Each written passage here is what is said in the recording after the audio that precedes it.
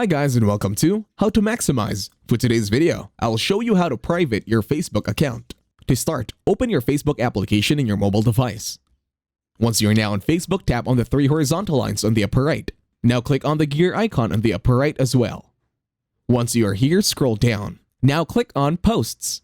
Then click on Who Can See Your Future Posts. Then in here, make sure you switch to Only Me. Now click on Limit Who Can See Posts. In here, all you need to do is to turn it on. Now the next step is to go back to Settings and Privacy. Then click on Followers and Public Content. Now in here, click on the first option, the third one.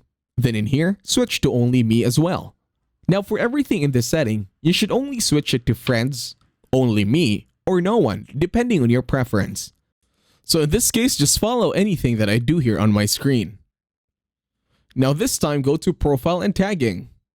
Once you are now in Profile and Tagging, head on over to the first option and then switch to Only Me. The gist of this whole tutorial is to switch everything mostly to Only Me.